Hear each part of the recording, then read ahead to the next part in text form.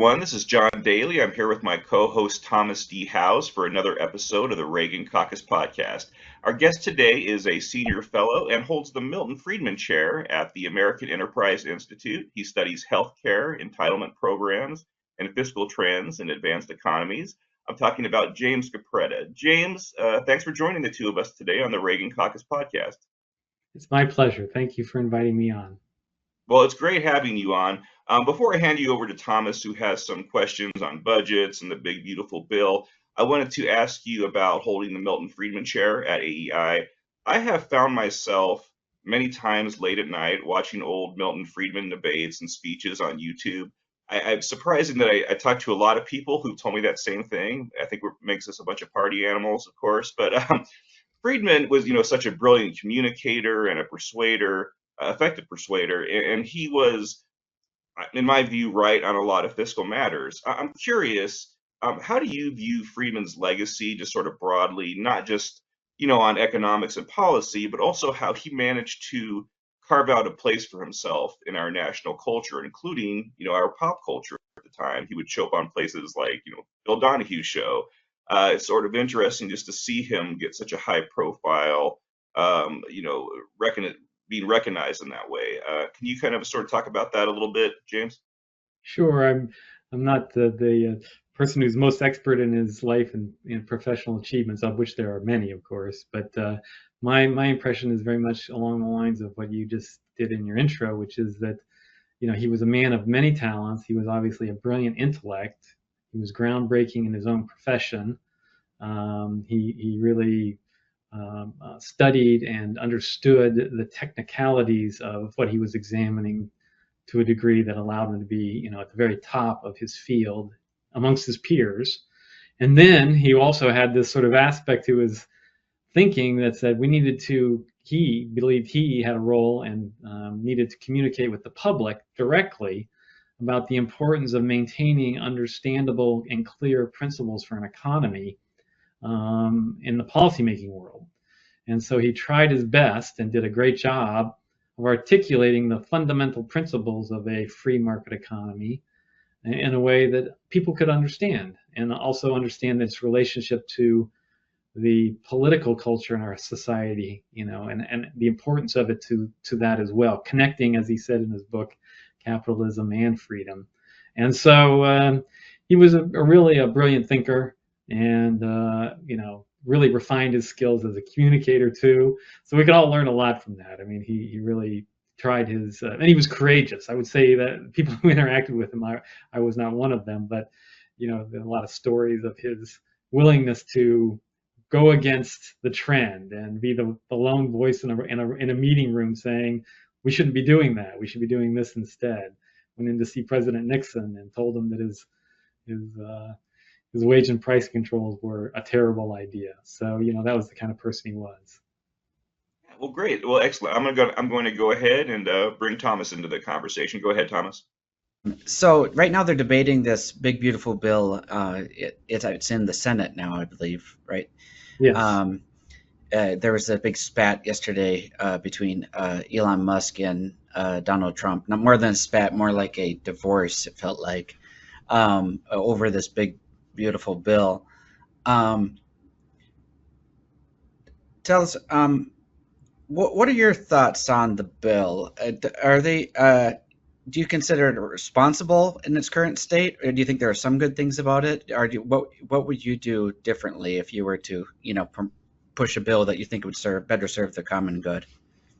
Well, I think at this point, of course, there's many aspects of the bill that are good. That they are trying to do something that I'm in favor of, which is to keep rates as low as possible within a responsible revenue structure, and to design it to some degree in a way that's pro-growth. So there are some elements of the bill which are good in that regard, especially as they apply to the business side of the tax laws. The overall premise, though, I think is flawed, which is they basically have come in and said, the absolute most urgent thing we need to do for our country is extend revenue-losing provisions, and kind of at all costs, whatever it takes to get it through. At the beginning of the president's term, when the power of the new majority is sort of maximized, And I think that's a flawed premise. I think that basically it's not necessary at this point to do a big revenue losing bill. They could do a tax reform bill that was revenue neutral, and it could be still also pro growth. There are ways to raise revenue that are not anti-growth, and then also pursue cost-saving reforms that would go toward deficit reduction on the spending side of the equation. If I were in charge, I'd structure, from the top, those as the goals, those being the goals, instead of, well, let's just pass another big tax cut, pretend that it's not a tax cut, kind of throw up a lot of smoke to make people think it's not a tax cut, even though it is a big tax cut. So I think that's fundamentally the problem. At this point in time, we've already piled up so much debt that another big bill that puts major downward pressure on revenue collection and only very modest downward pressure on the real issues in the spending side, I think it's a flawed premise. Yeah, it's my understanding that we're the Reagan caucus action here. So one of the issues we have with sort of popular Reaganism is that it's almost always in the direction of more tax cuts, right? But Reagan was more responsible than that. he allowed for some deficit spending, but it was much more responsible deficit spending than what we're dealing with today. And I think there is this great quote of Milton Friedman, actually, where he said, "Focus on the spending, because whatever it is, you're going to be taxed for more spending. It's either going to be through the income tax, or it's going to be through inflation, or it's going to be, all these different ways that you could be taxed." Is that working at AEI, which is considered a pretty classically liberal organization? Do you sometimes run into that issue of people on the right who are too insistent upon tax cuts, even to an irresponsible level? I'm not sure I'd want to pinpoint any particular person there's a lot of people at AEI who work on taxes who are basically broadly in agreement with what I just articulated. Remember that when President Reagan came into office, the top rate at that time was 70%, right? So it was a different environment where in the 60s and 70s, inflation was very high, and there was a sense through bracket creep and just sort of continual pushing up the top bracket that the policymaking process had gotten out of line with proper incentives for growth and allowing people to keep some of their earnings based on their work and effort. And his focus was on correcting that, which he did with his first big bill, the 1981 bill. And that was a big bill too, but not quite as big as this one.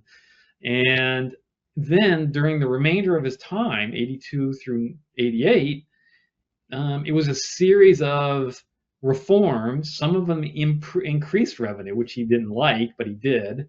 And he was focused like a laser, though, repetitively on getting what he could through a Democratic Congress, by the way, on the House side, some spending restraint and reforms. I think President Reagan was a big proponent of reforms. He told his people let's change the dynamics of these programs so that they work better. And they did pursue big reforms. They passed big reforms of the federal civil service payment system, of course, famously Social Security. Medicare underwent major changes during those years. So it was a reform period. And, let's not also forget the 1986 tax reform, which President Reagan initiated and led through an initiative through the Treasury Department that then fed into an effort in the Congress. And at the end of it, it was a very broad, simplified tax system with a top rate of, believe it or not, 28%, but was still progressive. And it was quite an achievement to get that through. And it got rid of scores of tax expenditures that were not necessary and not very productive. Unfortunately, in the years since, there's been a falling back. And this bill, the bill they're working on, adds all kinds of complexity and new provisions and new targeted tax cuts for this and that and the other thing. instead of focus broadly on keeping the rates as low as possible, fairly across everybody, and promoting growth and work. So would you say that so they it very much matters the kind of taxes that you're doing as when it comes to promoting growth, right? So what would be some examples of some taxes that are anti-growth? Well, I think there have been in the past, and they're pushing back against it, some business taxation provisions that really disincentivized business investment. And so a lot of what they're trying to do in this bill, and also what they tried to do in 2017, is allow for businesses to deduct expenses for immediately for big investments on capital, plant, and equipment. And that's very pro-growth. It's been shown to be pro-growth. What's anti-growth is creating a bunch of individual loopholes for, state and local governments, or home mortgage interest deductions, or other things that then force you to raise rates and discourage more work. So the lower the rates, the more work you get in general, not totally, but in general. And the more expenditures that you carve out, the higher the rate has to go. So I think that's one of the big trade-offs one needs to think about in this. Now, the Treasury Secretary was putting a lot of emphasis on that we can, if we do the growth thing right, we can pay for this through growth. Which, if you do have a high growth economy, that does help a lot, significantly. But what kind of has most economists kind of rolling their eyes is that the administration is at the same time doing this tariff policy where they change the tariffs every week, and they boost the tariffs. How's the administration's tariff policy affect the growth, would you say? Well, no one has yet put it all together into a dynamic model, at least that I have seen. Perhaps others have, but I haven't seen anybody yet put into the dynamic models that are out there a combination of if the tariff revenue was here and the tax bill was here and the other provisions of the tax bill are here, what's the combined dynamic effects across the board? What's happened so far, as best as I know, is that there have been some dynamic estimates of just the bill, and that, of course, is pro-growth, but only to a degree where the revenue loss is fairly modestly reduced. In fact, I just wrote a little blog post about, there are two outfits that are doing modeling of this that have done dynamic estimates. One's called the Penn Wharton Budget Model, one's called the Tax Foundation, and they came to opposite conclusions on the pro-growth effects within a decade. They both said that the GEP would expand, but because of the technicalities of how it's distributed, the Penn group said, the overall effect would raise the amount of revenue loss that's associated with the bill compared to a non-dynamic estimate. The Tax Foundation said, no, they think that there is enough growth elements, especially on the business side, that there would be more revenue coming in than a conventional estimate would indicate, and therefore some of the revenue loss would be reduced. So they came to opposite conclusions. Now, separate from that, to your question, on the tariff side, everybody who looks at it says universally this is bad for growth. Part of the challenge is that in the way these things are assessed in Washington is there's sort of what's in the baseline, okay, through administrative action, and what's a law change that Congress has to enact. This administration has substantially confused the situation by claiming that the executive can impose tariffs unilaterally on a very significant level in an ahistorical way. This has not been something that has been done in the past. And so if the president and the administration did follow through on those tariffs permanently for 10 years and put it in the baseline, so to speak, it would raise a lot of revenue, okay? Probably $2 to $3 trillion over a decade. The growth negative growth effect of that is very substantial, but has not, as far as I know, been all married up. In fact, the CBO, the official estimator, hasn't, as far as I know, put it all together yet. And so that may be coming soon, but stay tuned on that. I think another big aspect of this that listeners should be aware is that there's a growing sense here, and I think it's accurate, which is that one cannot count on these tariffs raising even the revenue the administration is claiming, because one, anyone who looks at it says this is really out of bounds of what the authority was created to allow. Mm-hmm. So it's very much outside the bounds of what one would expect a president could do. Can a president really just wave a pen and raise $3 trillion in tariff revenue? Tariffs are written into the Constitution as an authority that Congress controls. So, the idea that the president could just do this based on some delegations that are much narrower when you read the statute seems very unlikely to me. Mm-hmm. But the courts have to finally adjudicate it. So I think it's headed toward being constrained in terms of what the president can do. Mm-hmm. Secondly, even if the president could do a maximalist tariff, a new president can come in and undo it if it's something that really is subject to executive decision. So can you really count on $3 trillion in revenue if all of our trading partners are screaming like crazy for the next 5 years and a new president comes in maybe with a different point of view and says, let's get rid of them?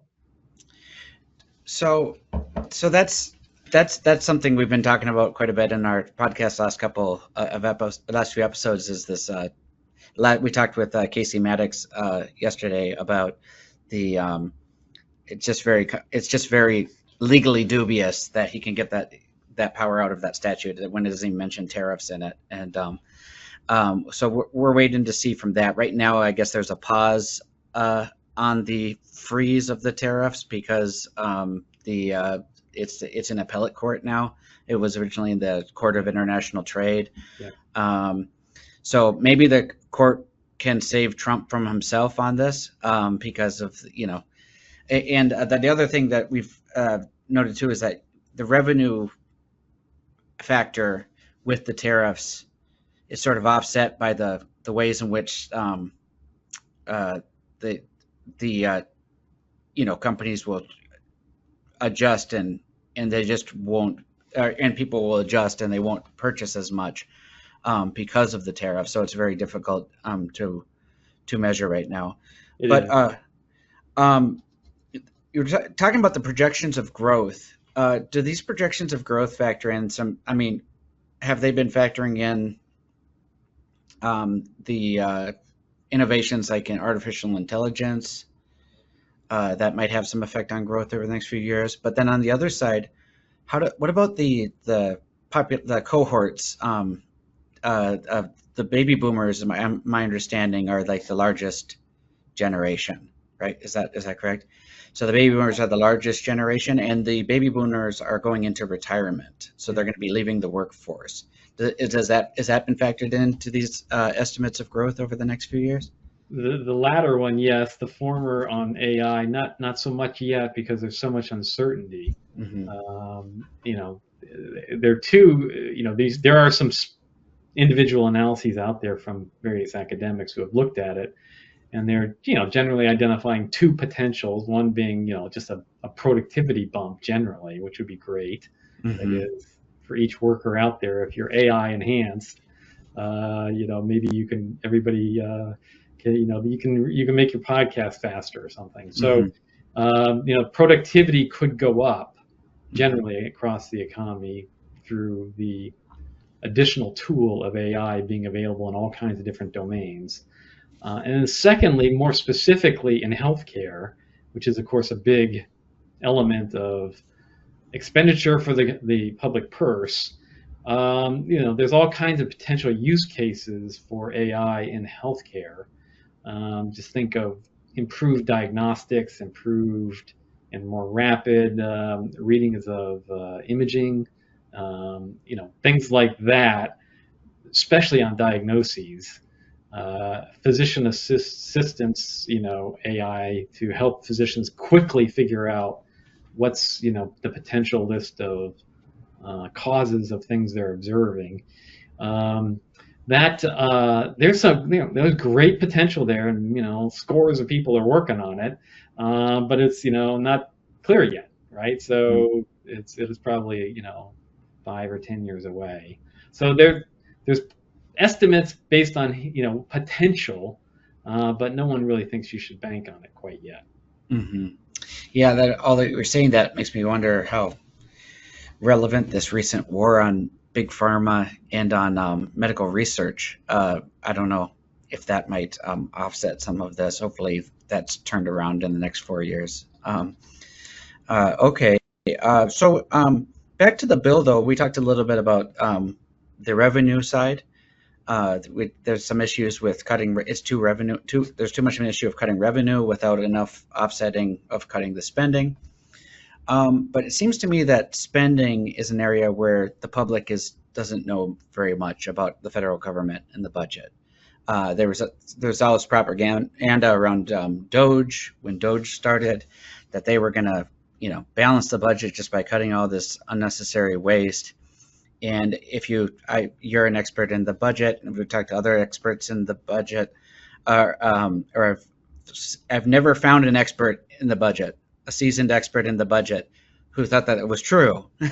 Why is that? What are some of the complications of cutting spending of sustainable levels for the federal government?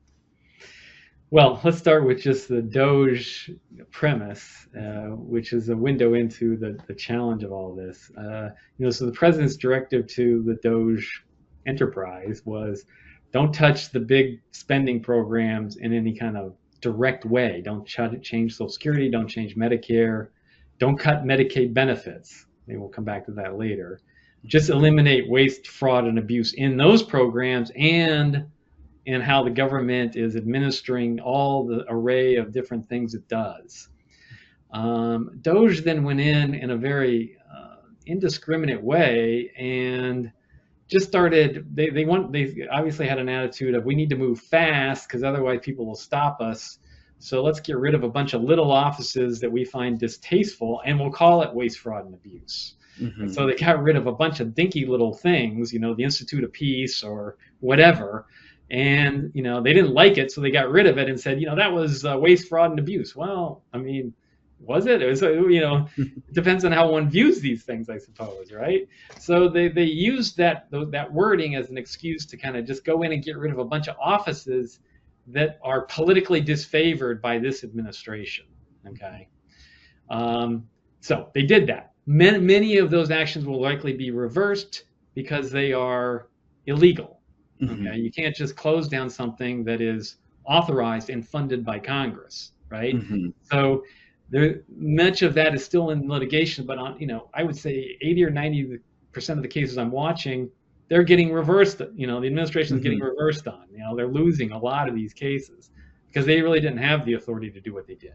But mm-hmm. none of it was waste, fraud, and abuse. Okay, mm-hmm. You might recall that Elon Musk appeared in the Oval Office and said, there's all this, spending in Social Security for people that are not, shouldn't be on Social Security.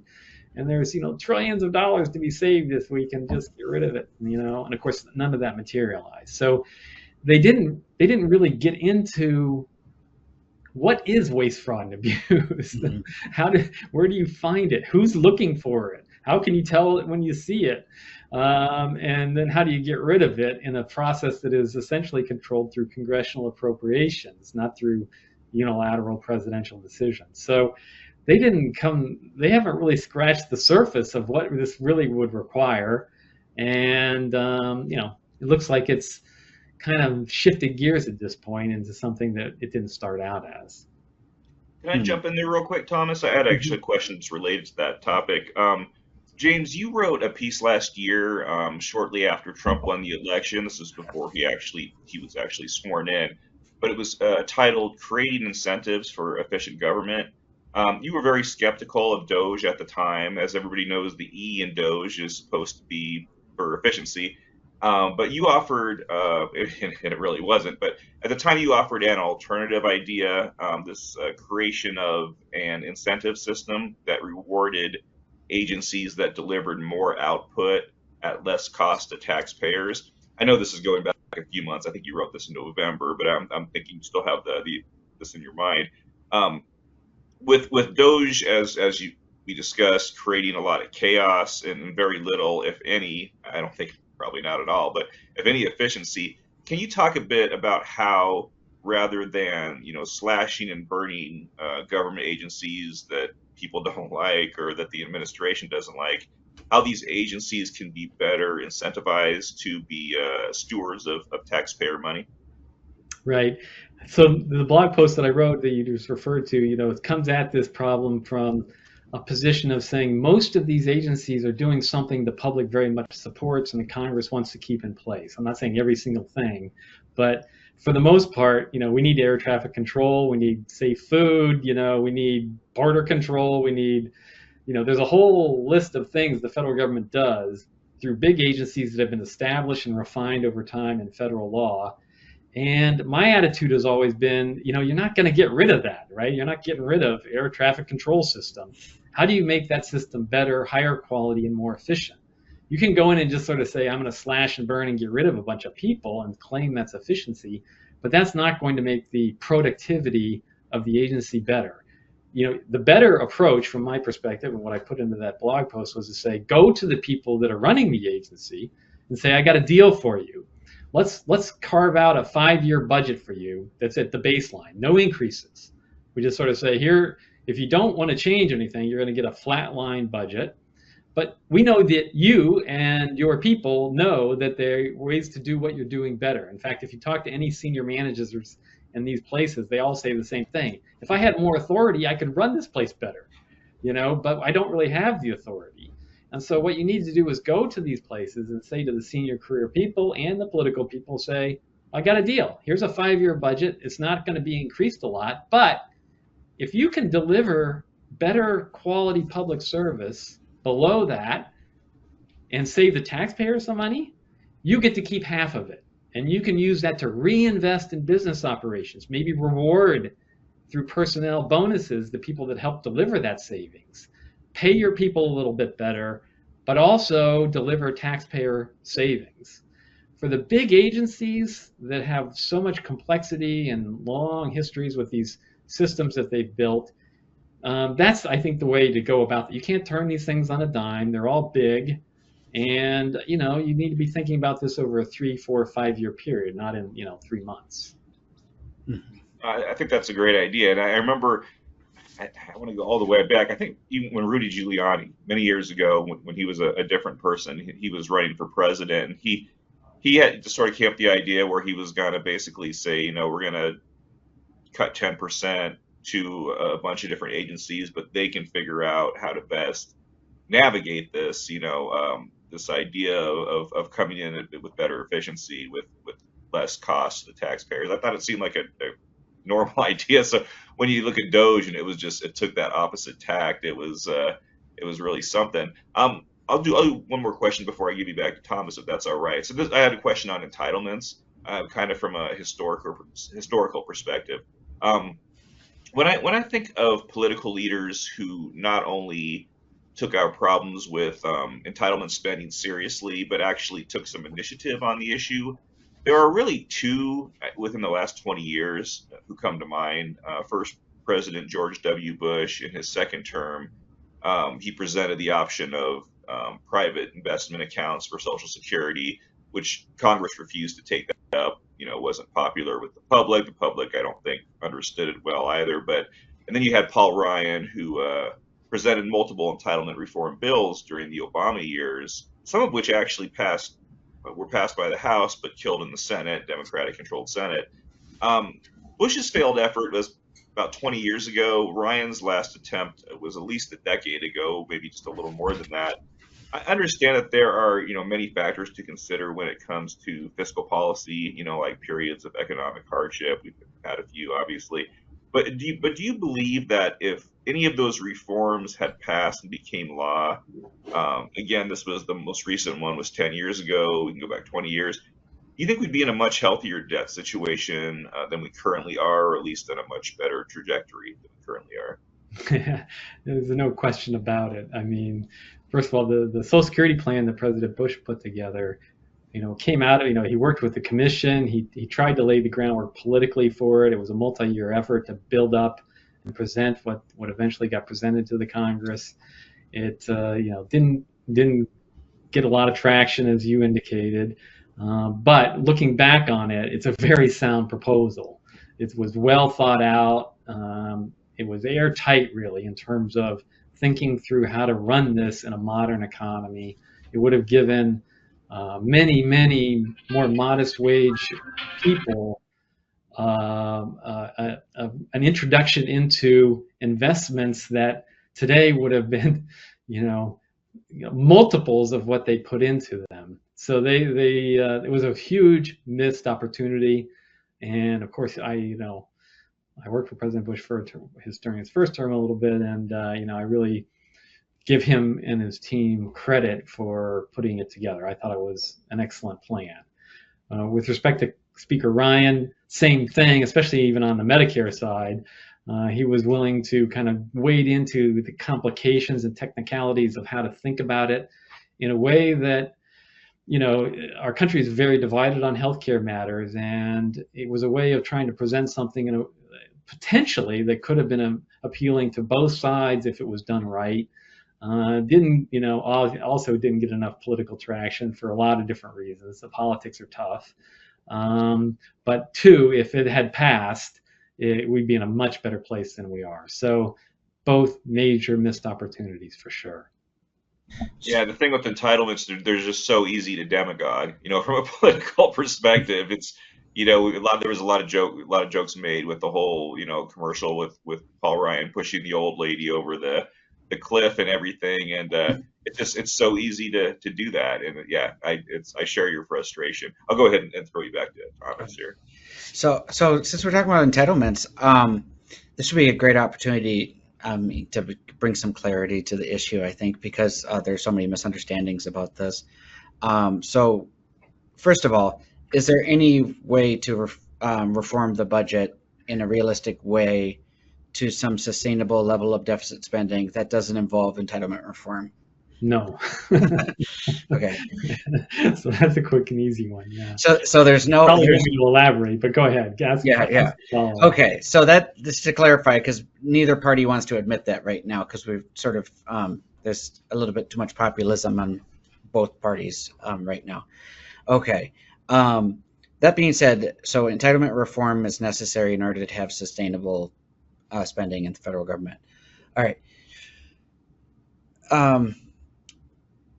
If you bring up the topic of entitlement reform, even among conservatives or liberals, pretty much everyone, a decent chunk of the percentage of the people will respond, well, I'm owed that money. You don't touch that money.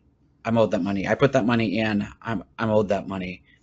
How exactly does Social Security work? How does it affect our deficit? And why is it that it is the spending related to entitlements has gotten so out of control relative to our revenue? How did that happen? Well, it's a great question, and obviously, I'll try to make it as straightforward as possible. There's a little bit of complexity to this, but Social Security is a pay-as-you-go system. It was set up that way from the beginning. President Roosevelt was a brilliant politician and understood that if you had a pay-as-you-go system where money was being withdrawn from people's paychecks to go into Social Security, they of course would see that in their pay stubs and know that they are contributing to something, and they would get something in retirement out of it. It would be that the political connection between that act, paying through payroll taxes while you work, is created the strongest political force in American life today, which is that people say, that's my money, I paid for it, please be careful in how you talk about changing it, because I feel like I've been doing this my whole career. Don't just come in and say it needs to be adjusted. Okay, so that's part one. Part two is that the trust fund was a device to account for this across generations and over time. So when it's pay as you go, you got to keep track how much is coming in and how much is going out. With demographic change, with population aging, the demographics have been totally upended from what was expected way back when, okay? And they caught up in 1983, and we passed a big bill to fix it, but didn't permanently fix it. So what's now emerged is that the expected revenue in the pay-as-you-go system for Social Security is well below, by maybe an order of 25% or so, of expected outgo because of this demographic shift that has been taking place for 4 decades. We caught up, to some degree by just raising the tax rate, but now that has sort of run its course, and the pressures just from more elderly people, fewer workers, and also slower growth in general, okay, than it was in the 50s and 60s. That has put us into a position where the projections show the trust fund is going to run deficits starting in it already is running deficits. It's going to be fully depleted of reserves starting in 2035 or so. Mm-hmm. So this gap is part of the long-term projections of the budget between expected Social Security revenue and expected Social Security spending. Okay. Now, one little twist on this. This is just really, you want to become budget experts. So the baseline, assumes that the trust fund, even though it doesn't have enough money to pay all these claims, will still pay them out. Okay. That's why our long-term projections show big borrowing in the future, because CBO and other projection agencies show, yeah, this money is going to get spent one way or the other, even if there isn't revenue, and we'll just borrow the money. Okay. Technically, actually, if you read the law, the trust fund law is not written to allow that to happen. That if you actually did get depleted and there wasn't enough money in it to pay out all the claims, it's unclear, it's ambiguous about what exactly would happen, but the expectation is there'd have to be some imposition of an across-the-board benefit cut to keep spending in line with revenue, because there would be no appropriated authority to spend money that wasn't there. So that's just a technical aspect of this, but by and large, everybody says Congress would never let that happen. Therefore, they would borrow the money and say, we'll pay it back later. So the baseline, what is projected as what's going to happen, is this massive run-up in debt, because Social Security revenue is going to fall permanently below Social Security spending in perpetuity unless something changes. Mm-hmm. And neither party wants to do anything about it. They're just playing hot, they're just going to wait until it's a crisis. I would say yes. There are some small numbers in each party who are willing to kind of stick their neck out and sort of weigh in and start thinking about things. But by and large, the rank and file look at it and say, until some group comes in that's bipartisan and tells us here's what we need to do, and we can all kind of get behind it, they're not going to stick their neck out, because an individual member of Congress probably rightly concludes, I can't make much of a difference anyway. So why put a bill together if I'm just going to get beat up by an opponent, and the bill's not really going to affect the debate very much because people will ignore it. So it's hard to get a lot of traction on this. It's going to have to require some level of high-level leadership. Mm-hmm. So if it's interesting to me that President Trump is such a hardliner about his tariffs, even though they're very unpopular, and they're going to hurt the economy. But he can't apply that same level of stubbornness to something like entitlement reform. He might actually be able to, get that done. He might be the one person in America who could actually get that done because of the way that he has a hold on his supporters' opinion. Yeah, I think the problem for him is that the way he and the movement he's associated with and has led has presented the problems our country faces.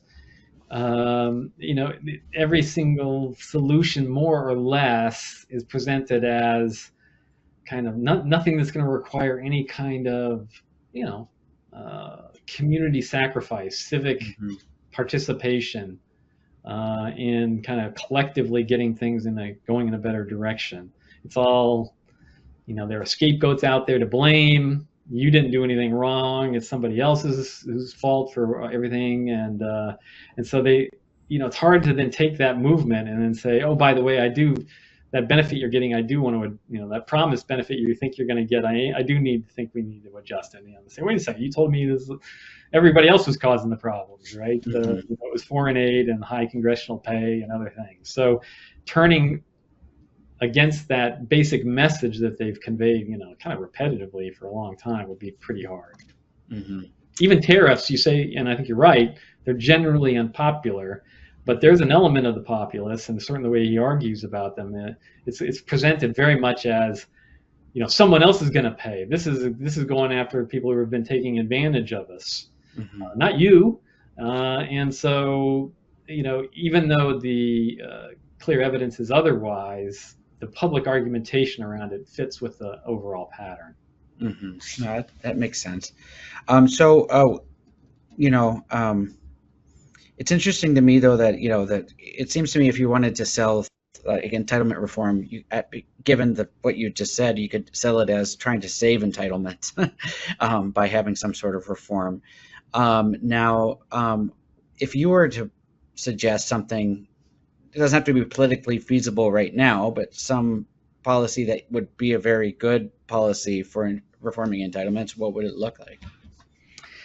Well, there's a lot of elements to what need to be done. These are big programs and need to be changed in a number of different ways to fit the modern economy. But in general, for Social Security, I think the basic idea has been out there, and it was part of President Bush's plan in 2005, is to say, I would amend it maybe just a little bit, but basically is that for Social Security, it's already a redistributive program.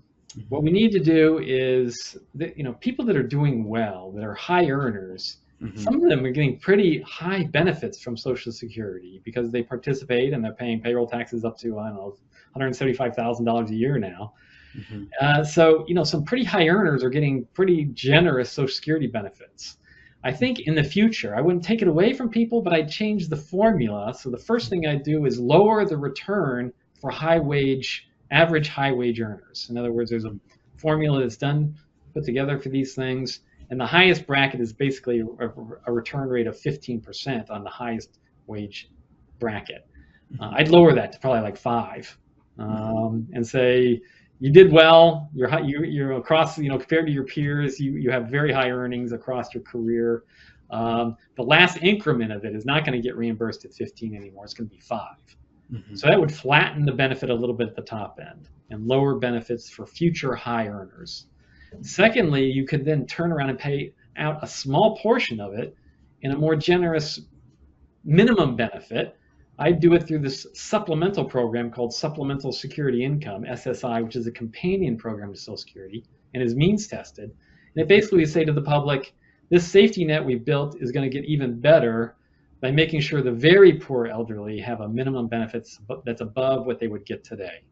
Mm-hmm. And you push that up a little bit. Okay, so you lowered it for the top, you pushed it up for the bottom a little bit, okay? And then you're going to have to make other changes in Social Security. You have to raise the retirement age. Mm-hmm. You have to probably raise the payroll tax rate, okay? You're probably going to have to, I would love to introduce personal accounts, but I would say that you might want to do it outside of Social Security.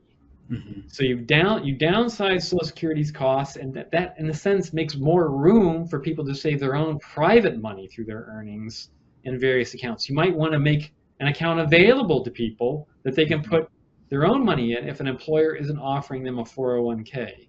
Mm-hmm. So you could do something like that is in a sense what President Bush proposed in 2005, but without putting it inside of Social Security, which has its own controversy. So those are the kinds of things I do on Social Security. Another big aspect of this, which is probably too long for us to discuss easily today, is healthcare. So if you think of our entitlement problem, it's really 2 buckets: trust funds, Social Security and Medicare, and then just generally healthcare. It costs too much. And how do we address that problem? That's a big, big problem.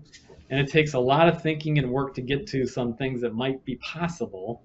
But you have to start from the premise that it's a big system that is sort of public and private at the same time in the United States. Mm-hmm. It's not fully public, and it's not fully private. A lot of times people like to say all of our problems in American healthcare are because we have this laissez-faire system, which is not true. It's drowning in regulation and subsidies. There's lots going on already with public involvement, but it's not totally controlled by the public like it is in many other countries.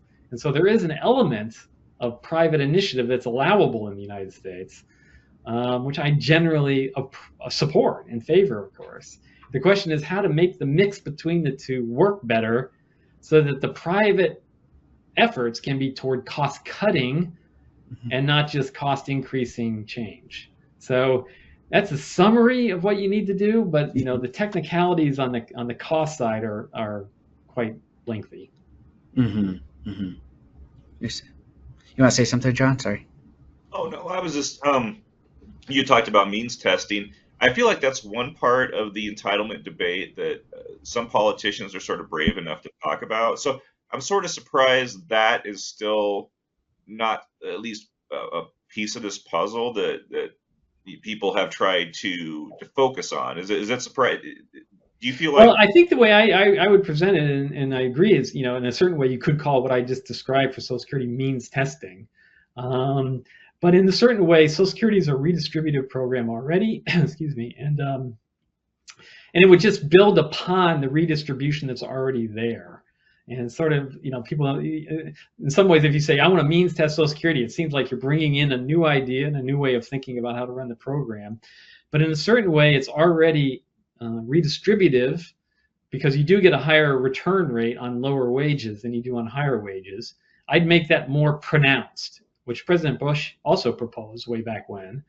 And then separately, try to put a minimum protection on people above the age of 65. Is a little above what it is today, which, today it's still a large number of elderly people who are poor can live below the federal poverty line.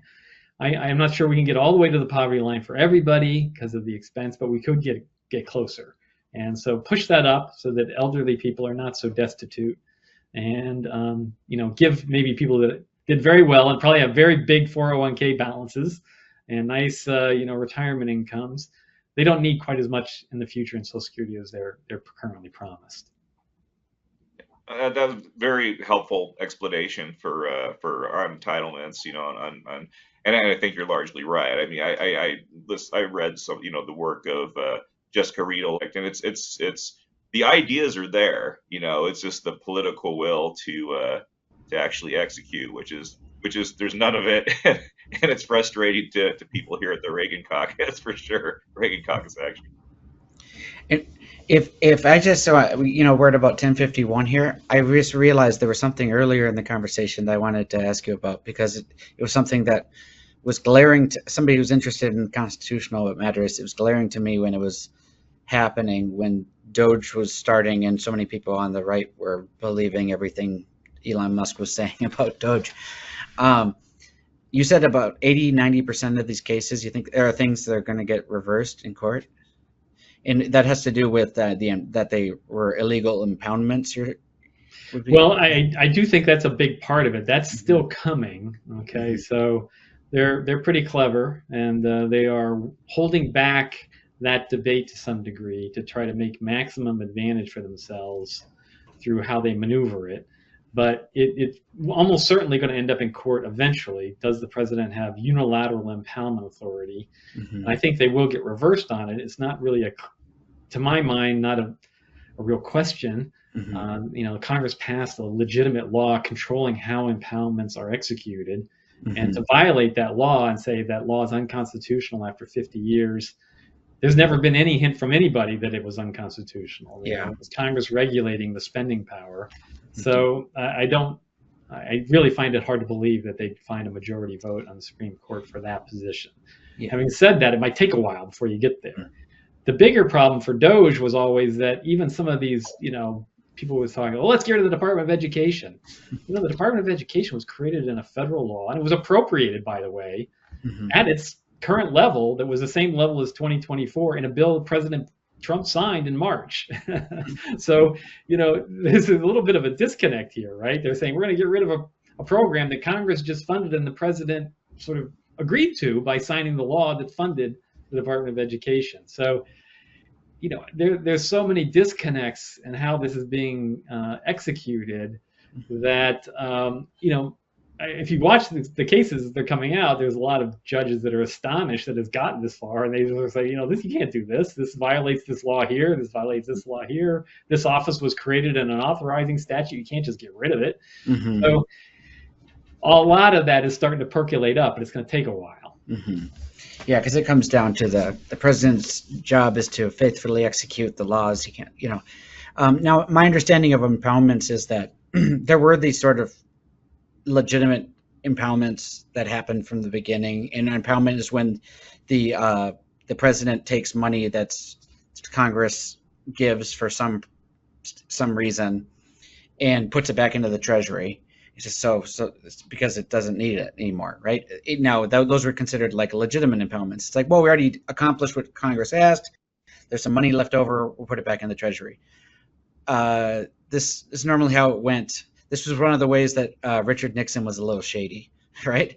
Because he didn't like some things that Congress passed, so he just said, "Well, I'm just going to cut them, right? We're going to take that funding and put it back in the Treasury."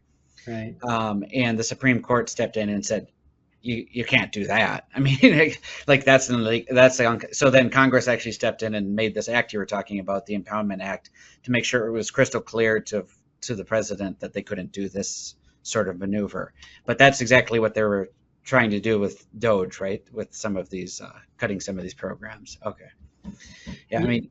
Yeah. So just to kind of couple points I would make in response is that one is that the current president and his team are sort of saying, yeah, impoundments have always taken place, and now we got this law that came along and tried to stop presidents from doing what they always did.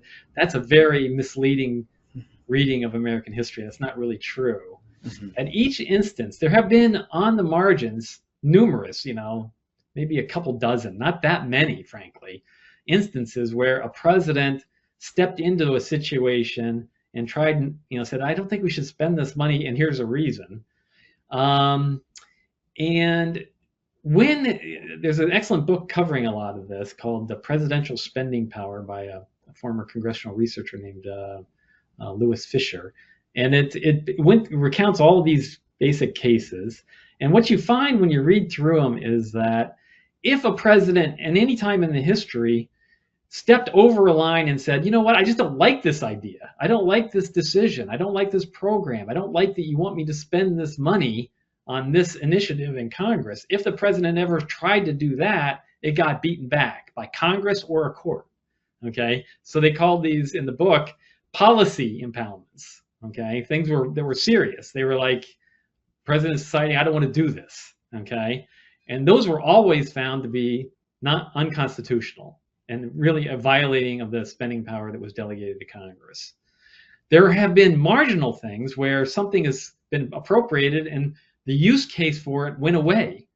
And the president say, hey, it doesn't make sense. I can't spend this money because this thing that you thought was going to be there is not there anymore. The situation is different.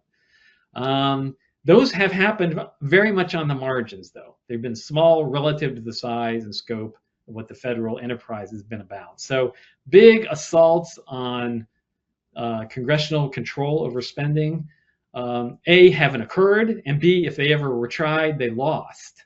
Okay. Now, having said all that, Congress comes along in 1974 and says, we're going to regulate it with a special law. If you want to do an impoundment, here's how you have to go about it. And it was clearly within its own authority to write a law saying, here, we control spending. And if the president thinks an impoundment is warranted, send it to us and we'll consider it. Okay. And it's called a rescission.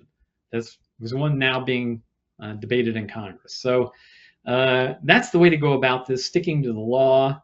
And I think it will eventually get back to that, but only after a lot of sound and fury for a few months. I'm curious who has, like with these cases, I'm curious who has standing to sue and a lot of them, because I mean, well, I mean, if you close down, foreign aid programs, people that were, planning to receive some of those foreign aid grants, presumably some of those people might be able to sue. It depends on what the circumstances are. It does take a while. And of course, the Supreme Court's about to adjourn for a couple months. So, there's a lot of timing issues associated with this. Yeah, it's too bad. I mean, with the case of the PEPFAR program with AIDS in Africa, people have died because of this, and it's really unfortunate that they couldn't speed up the process when it seems to me that would have been illegal too. Yeah, it's tragic. It's tragic, and it's so unnecessary. I mean, these programs, in the scheme of things, are very small, and the amount of goodwill and soft power that they have built up in the United States have been immense. And so, it's really a shame that that's all being squandered. Well, you have anything, John? No, I think that's it. We've had you here for an hour, James. So you've been very giving us a lot of your time, and we very much appreciate it for you coming on and sharing your insight. We'd like to have you back on again sometime if possible. This was very educational. No problem. Anytime, and just reach out. I'm happy to try to accommodate.